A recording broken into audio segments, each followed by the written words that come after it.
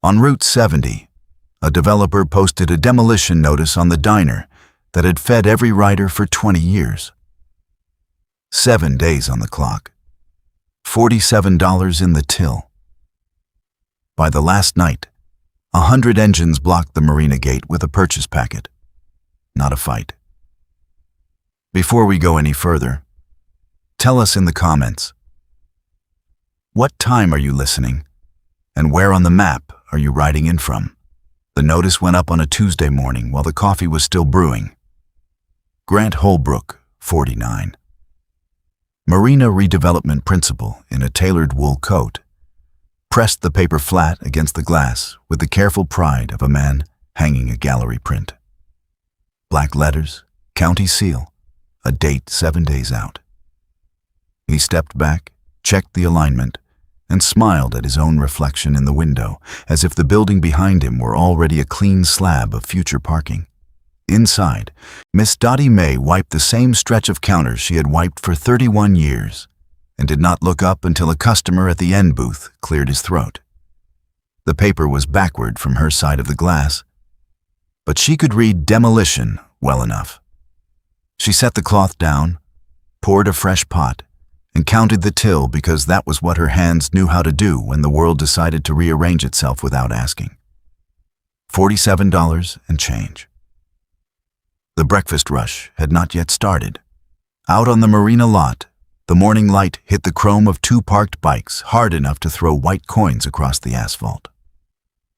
Nessa Cole, 34, short auburn hair and a cross-zip jacket, stood with her night security clipboard still under one arm from the previous shift and read the notice twice.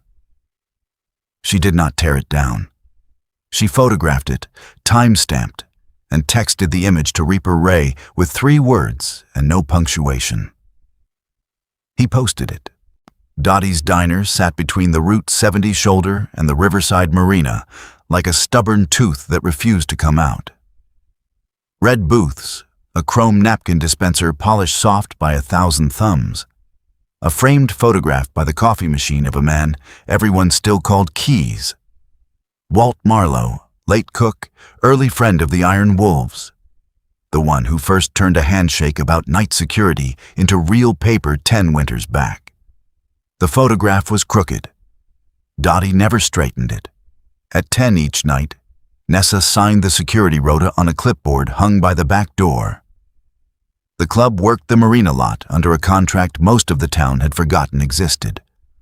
Walk the docks, log the plates, keep the drunks off the diner porch, call the county if a boat line snapped. In return, Dottie kept the lights on late and the coffee hot and never once charged a rider for a plate he could not cover. She stamped those free meals in a thick red shift ledger, the way other people keep baptism records. Ray's stool was the second from the end, left side, because he liked the angle on the door and the lot both. He was 58, road captain of the Iron Wolves, salt and pepper beard, dark sunglasses even under the diner's warm tungsten. A pinky ring he turned when he was thinking, and a small leather book of debts of honor he kept inside his vest. He tapped the gas tank of his bike twice before every ride out. He had done it for 20 years. Nobody asked him why anymore. That Tuesday he came in after Nessa's text, set his helmet on the counter, and read the photograph of the notice without taking off his glasses. Dottie poured his coffee the way she always did. Black, no speech.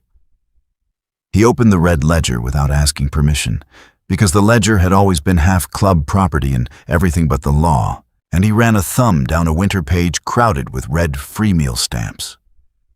One hard January alone carried 41 marks. He closed the book gently, as if it might bruise. Doc Withers came in on the 3rd coffee of the morning, 66, white hair, steel-rimmed glasses, the wolf head medical satchel slung the same way he had carried a field kit in another life.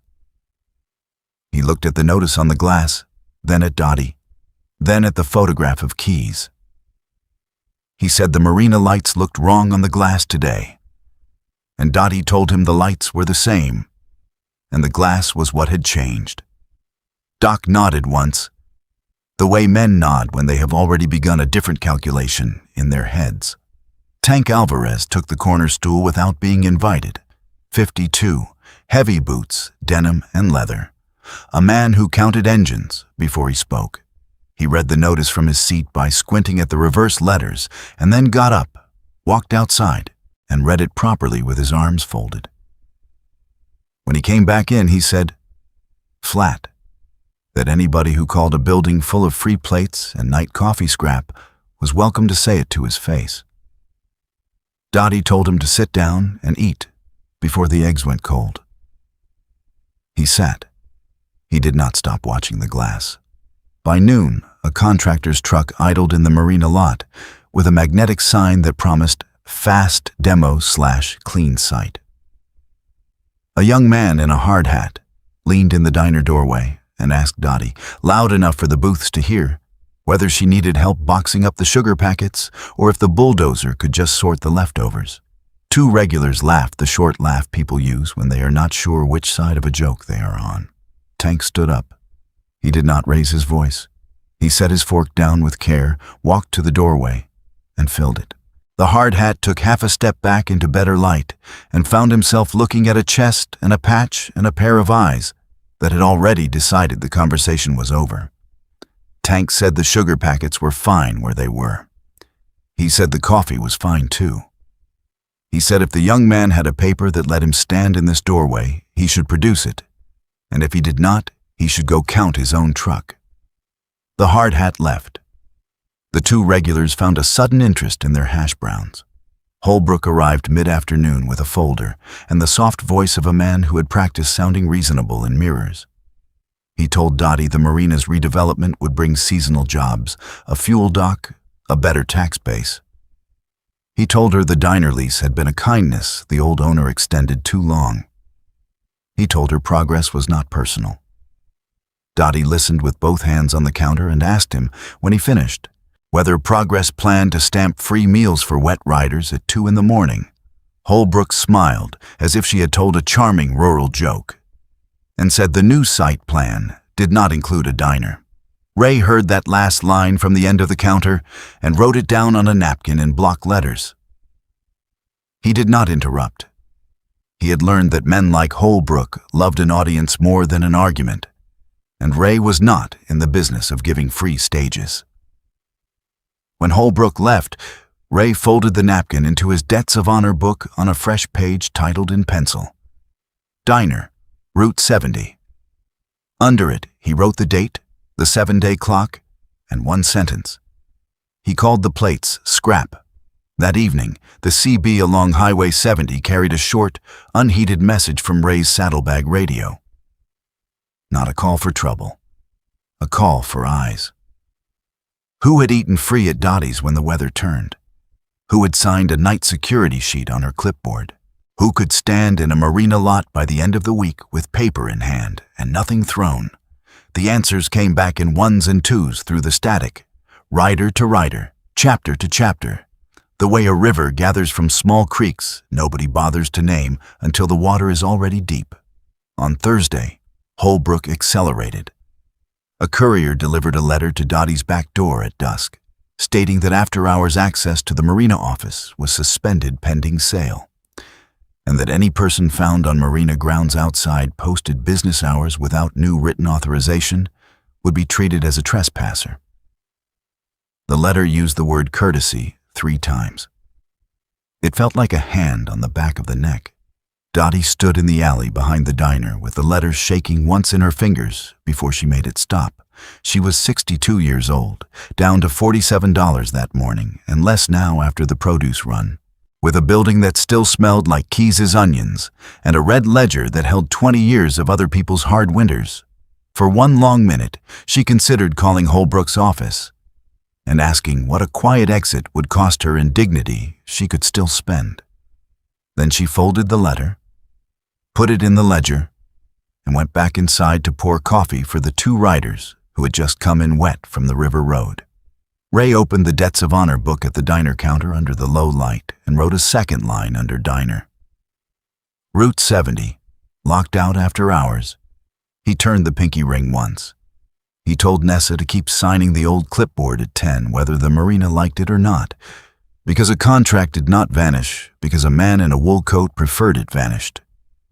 He told Doc to find every scrap of paper Keys had ever put a pen to. He told Tank that if anybody put hands on Dottie or the door, they would answer with presents and phones, not fists. Tank disliked that order and accepted it anyway. Late that night, Dottie walked the marina fence as far as the office walkway and found the door locked, the blinds down, a new keypad glowing soft blue where the old key had always worked. She put her palm flat on the glass for a second, the way a person checks a sleeping child's forehead, then took it back. Across the water, a single boat line ticked against a piling. She went home to the small room above the diner storage and left the hall light on because dark rooms had started to feel like agreements she had not signed. Friday morning, Holbrook sent a second paper. A demand that Dottie produce, within 48 hours, documentation proving the free meals stamped in her ledger were charity and not an unlicensed liability hanging off marina property. He used the phrase, risk exposure. He underlined it. He had decided that 20 years of feeding wet strangers was a problem best solved with vocabulary. Dottie set the red ledger on the counter between Ray and Doc and opened it to the winter pages first, because those were the ones that hurt to look at, and therefore the ones that told the truth. Red stamps marched down the columns like a quiet army. Names, dates, plate numbers sometimes only a patched description and the word free in her own hand. She said she had never thought of the stamps as evidence. She had thought of them as manners. Doc found it in the back cover pocket where Dottie kept rubber bands and a spare pen. A folded cream packet, edges soft with age, 3 signatures still dark. Walt Keys Marlowe, Raymond Reaper Cole, and the old marina owner whose name the county still had on a dead filing cabinet. Night security contract. Scope of patrol. Consideration paid in kind and in cash. Term, renewable by conduct. And clipped to the top edge in Keys's block print, a first right of refusal note dated the same week. If the diner building ever went to sale, the Iron Wolves held first paper before any outside buyer. The diner went quiet in a way that had nothing to do with empty booths. Ray took off his sunglasses. He read the contract twice, then the note, then the contract again. He set both pages flat under his palm, as if they might try to leave. For 10 years the club had walked that lot, believing the work was a favor they owed Dottie. The paper said the opposite and the same thing at once. The work was a right, and the right had a signature, and the signature had outlived the man who taught them to keep the lights on. Dottie sat down hard on the stool she usually refused, both hands on the ledger as if it were a railing on a bad stare. She did not cry loud. She cried the way women cry when the thing they have been carrying alone turns out to have been shared the whole time, and nobody told them in language they could spend. Ray put the pinky ring hand over the contract and left it there. Tank, who had come in for coffee and found a courtroom instead, stood up without being asked and turned his back to the door so nobody from the lot could see her face until she was ready for faces again. Nessa photographed every page under the counterlight, corners aligned, no flash bloom. Doc slid the originals into a hard sleeve from his satchel. Ray wrote one more line in the debts book. Contract live. First, write live. Keys kept us honest. Before we go on, if you have ever been fed when you could not pay, or ever kept a light on for somebody the town had already written off, tell us where you are listening from. The road is longer when nobody answers. Our Holbrook's office called the sheriff's substation that afternoon and reported a biker crowd forming at the marina with intent to interfere with a lawful commercial sale. Deputy Harlan Voss, 44, took the call. Sighed the professional sigh of a man who had heard the word biker used as a shortcut for trouble too many times, and drove out expecting a mess he would have to unmake. On the way, he passed 3 ordinary things that later mattered. A county works truck headed toward the washed shoulders south of the marina. a school bus turning early because of a soccer practice, and the diner's own sandwich board still advertising meatloaf as if the week had not tried to cancel the building under it. Voss made a private bet with himself that he would find either a genuine public safety problem or a rich man who disliked being told no. He had been a deputy long enough to know those were not the same emergency. What he found was Nessa on a folding chair with a clipboard, 2 riders logging plate numbers the way they always had, and Dottie wiping the counter. No bottles, no shouted threats. A notice still on the glass and a red ledger closed under Ray's forearm. Voss asked for the story in under 2 minutes. Ray handed him copies of the night security contract and the first right note and invited him to call the county clerk about the original filing number written in the margin in Keyes's hand. Voss read standing up, boot heel hooked on the lower rail of a stool, the way men read when they refuse to let a room turn a document into theater. He asked Nessa how long the night rota had run. 2 years under her signature, she said, and 8 before that under other hands, every sheet still in a box behind the pie case. He asked Dottie whether any rider had ever been paid cash by the marina for the work. She said the marina had paid the club a modest night fee in the early years and then stopped mailing checks when ownership changed. And the club had kept walking the docks anyway because the docks still needed walking. Voss wrote that down twice. Lila Cho met them at the marina office during posted hours because she still had a job and a conscience, and those 2 things had started arguing in the break room. 36, neat blouse, marina ID on a lanyard. Keys she was no longer sure she was allowed to use after dark. She pulled the old security file, found the recorded original matching dock sleeve, and said carefully that Mr. Holbrook's sale packet had not included the first right page when it went to the outside buyer. She did not call it a lie. She called it an omission. Voss wrote the word down anyway. Lila also showed them the access log for the keypad Holbrook had installed on Thursday. A clean digital list of who had come and gone, and more importantly, who had not. No iron wolves after hours, no forced entry, no alarm trip. The only unusual after-hours pattern was Holbrook himself. 3 late visits in 2 days, each long enough to pull files and short enough to avoid anyone asking why a principal needed the cabinet key after the clerks had gone home. Voss did not accuse. He underlined the timestamps and asked Lila for a printed copy. She had already made 2. Holbrook arrived in the wool coat and the soft voice and found a deputy, a clerk, and a road captain standing over a file that refused to be reinvented. He said the contract was stale. Ray pointed to the renewable by conduct clause and to 10 years of signed shift sheets. He said the first right note was informal. Lila said it was clipped to the recorded original in the marina's own cabinet. He said the diner was a blight on the waterfront plan. Dottie, who had come across the lot with a to-go cup she did not remember pouring, told him the waterfront had eaten free at her counter through 3 floods and 1 blackout, and had never once been asked to bus its own table. Holbrook tried a different register then, the one meant for cameras, if any had been rolling. He spoke about tax base, seasonal jobs, the duty of small towns to stop romanticizing decay. Ray let him finish.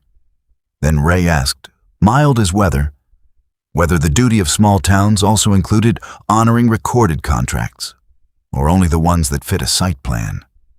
Holbrook's jaw worked once.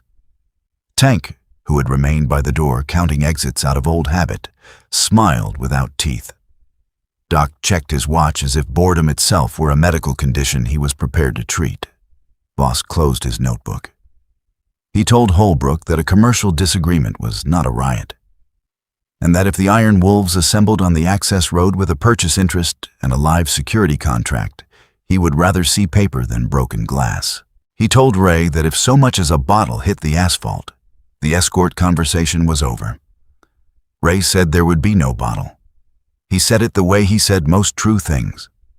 Without decoration, with the pinky ring still, Saturday after dusk, Nessa signed the clipboard at 10 the way she had for 2 years. Then walked the dock line with Tank, while Doc and Ray went to the office door with Voss on speakerphone and Lila's daytime confirmation printed in Ray's vest pocket. Holbrook's lawyer had already emailed a trespass warning. Ray's lawyer had already answered with the contract clause, the filing number, and a notice that contracted security personnel would enter to secure original documents relevant to an active first right claim. Boring language, heavy language, the kind that keeps men out of cells. Before they moved, Ray gathered the first 20 riders who had already rolled in and laid down the rules in the lot under the marina lights. No colors thrown in anyone's face. No engines cracked open for show. No one on Holbrook's trailer steps. Phones out only for documentation, never for bait. If a man could not hold his temper for a building that had fed him, Ray said, that man could ride home and keep his temper as a souvenir. Nobody left. A few of the younger ones looked disappointed in the way weather looks disappointed when it is not allowed to become a storm. Tank told them disappointment was free, and bail was not. Lila met them at the side entrance during a window she had cleared with her supervisor in writing.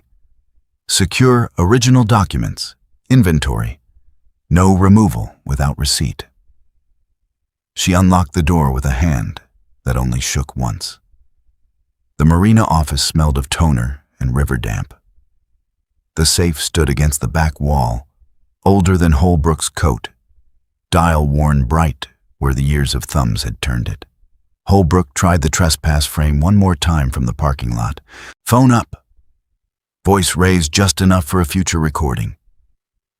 Voss, who had rolled up in the cruiser with the bar lights dark, told him to lower the phone and read the paper in Ray's hand. Holbrook read it. He did not like it. He liked it less when Ray said the club was not there to break anything. They were there to keep a dead cook's signature from being shredded by a living sale. Inside, Doc inventoried the file drawer while Nessa logged times. Ray stood in front of the safe and did not touch the dial yet. Outside, on the access road, the first engines arrived in 2s and 3s, kickstands down, headlamps left on low so the lot would not go blind. Tank counted them under his breath, the way other men count rosary beads. 20, 35, 50. The number climbed without a single throttle cracked open in anger. From the office window, the line of chrome looked less like a gang and more like a second shoreline. A couple walking a dog along the public path slowed, stared, then kept walking when they saw the deputy's cruiser and the absence of shouting. A bait shop owner from 2 doors down brought a thermos to Nessa without being asked, said the coffee in it was terrible and the company was better. She thanked him and logged the thermos on the inventory sheet under the heading Unsolicited Civilian Kindness, which made Doc snort once, and then pretend he had not. A sealed purchase packet arrived by courier at 10:41.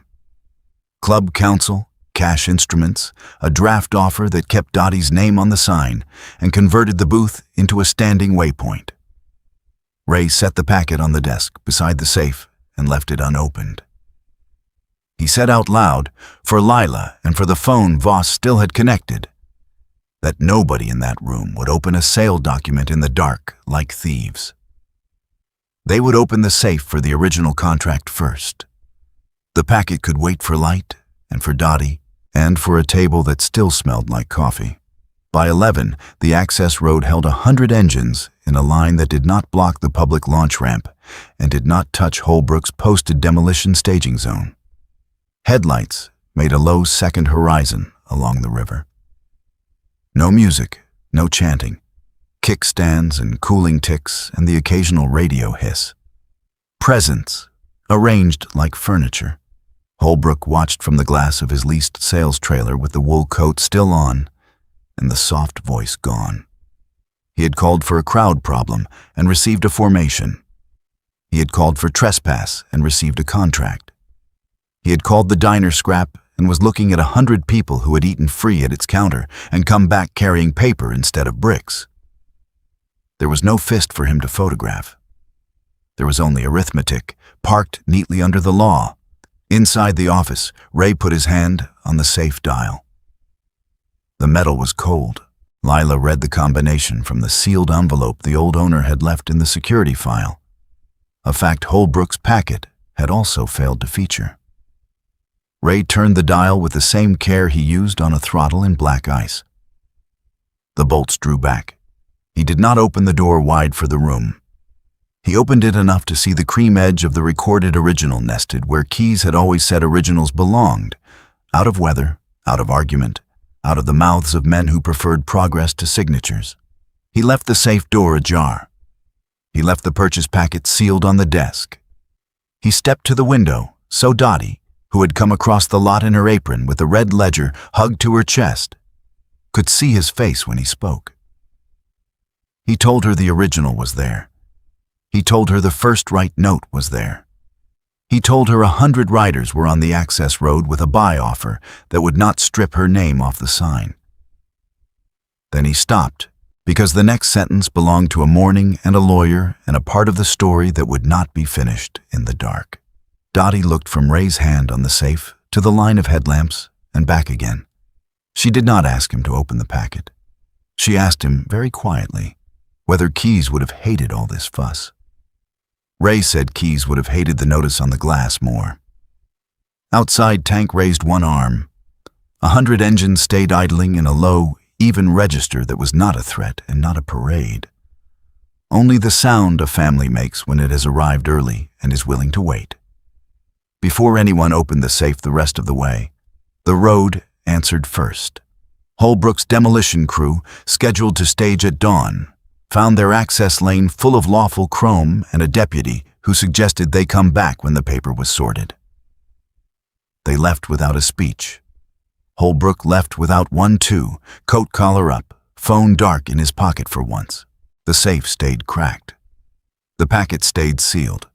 The diner lights stayed on. Part of the debt had been named. The rest of it was still turning on a dial. Sunday morning, the free meal stamps became a different kind of math. Riders who had eaten through hard winters put cash on Dottie's counter in quiet stacks that matched the red marks, page by page, not as charity and not as payment, but as a return of weight she had carried alone. Nessa taped a simple note above the register. Winter plates, returned. Dottie tried to refuse the first 3 envelopes and failed the way proud people fail when the room has already decided. One envelope held exact change for a January page Ray had thumbed 2 days earlier. 41 free stamps, counted out in worn 20s and a handful of ones still warm from a rider's glove. The man who left it did not wait for thanks.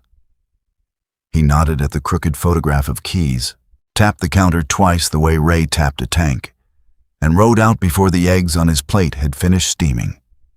Dottie wrote his plate number in the margin of the ledger, and then, after a long second, crossed it out. Some returns, she decided, did not need a name attached if the road already knew who had come.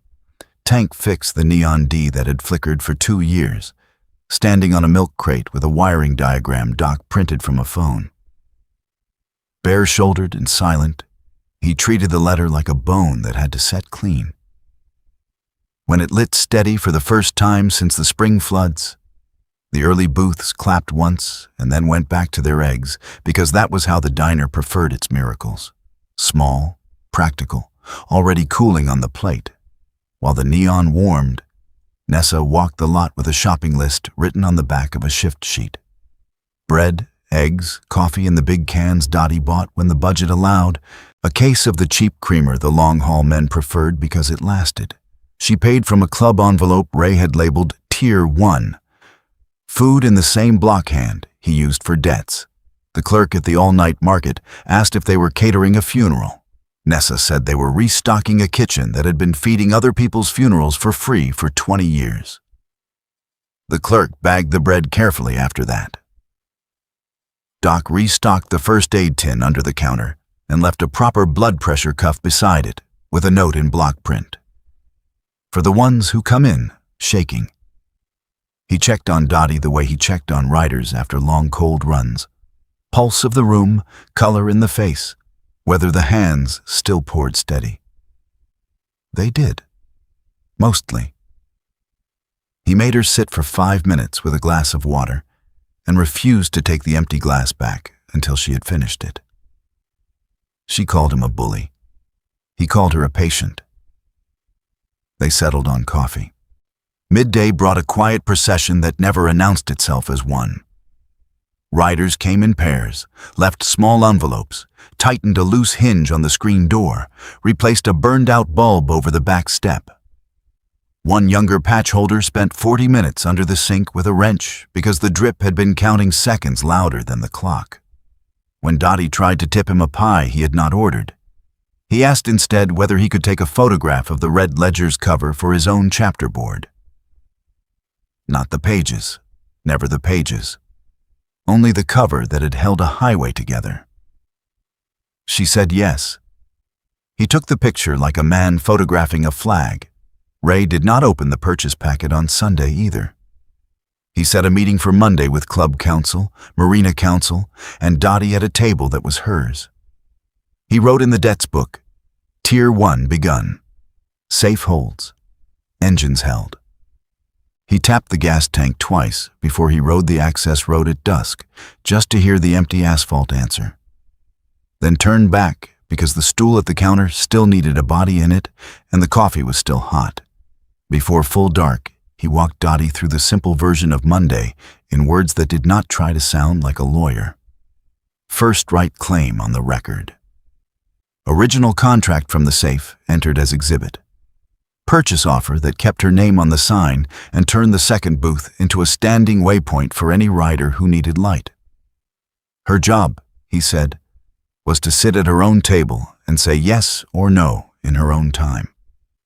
Nobody in leather would sign over her hand. She asked what happened if Holbrook fought. Ray said then they would fight with paper until paper ran out.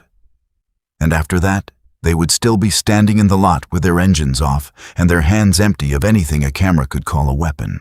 On Monday would bring lawyers and signatures and the long, dull work of turning a first right note into a deed that kept a woman's name on a sign. Sunday night brought something simpler. Dottie wiped the counter, set a clean cup at Ray's stool, and left the red ledger open to a fresh page. On it she wrote, in the same hand that had stamped free for 20 years, lights on, coffee hot, road open. On the CB, the first check-in started before full dark. Riders 2 counties out asking how the diner was holding, whether the notice was still on the glass, whether the old woman needed anything that fit in a saddlebag. Dottie answered them herself for the first time, mic heavy in a small hand, voice steady. She told them the notice was still paper and paper could be answered. She told them the coffee was hot. She told them the seat by the door was empty if anybody was cold. A rider from 3 states over asked whether the Iron Wolves were recruiting. Dottie looked at Ray. Ray took the mic and said the club was not recruiting from a demolition notice. He said the club was remembering a cook named Keys and a woman who had stamped free without making a speech of it. He said if a man wanted to ride with that kind of memory, he could start by keeping his own word when the weather turned and somebody smaller than him needed a light left on. The channel went quiet in the good way. The way a room goes quiet when the right sentence has landed and nobody wants to step on it. Ray stood in the lot with 100 cooling engines in memory and 1 real bike under him and looked at the marina office window where a safe still held a dead cook's honesty. He did not call the night a victory. He called it a beginning that had refused to be erased. Tank locked the diner's front deadbolt for Dottie and walked her up the back stairs. Nessa hung the clipboard. Doc left the wolf-head satchel behind the counter overnight without being asked, as if the building itself might need stitches before morning. Lila Chode drove past once after her shift and did not stop. But she slowed enough to see the neon D holding steady and the line of chrome gone from the access road and the single bike still parked at the corner stool's window. She allowed herself 1 private nod.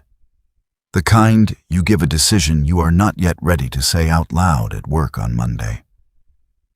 In her passenger seat, in a folder marked only with a date, sat her own photocopy of the first right note. She had not been asked to make it. She had made it anyway. The purchase packet slept sealed on a lawyer's desk. The safe slept cracked on a promise. Holbrook slept poorly in a hotel that charged more for a night than Dottie's till it held on the morning the notice went up.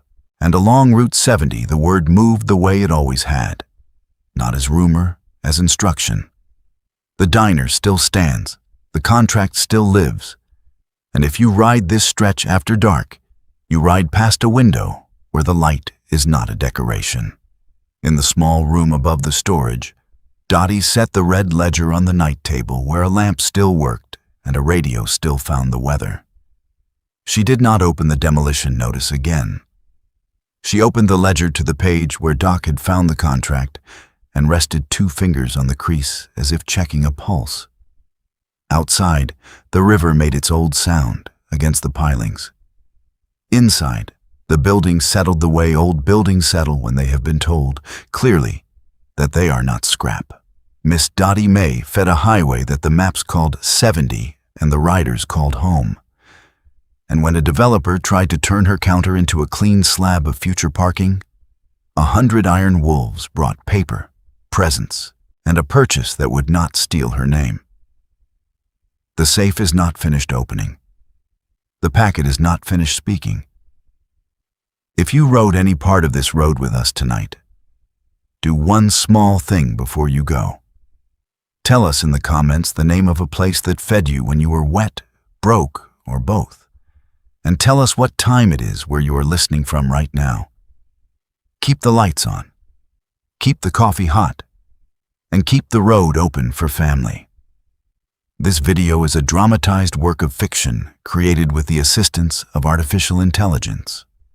All characters, clubs, businesses, and events are fictional, and any resemblance to real persons or organizations is coincidental.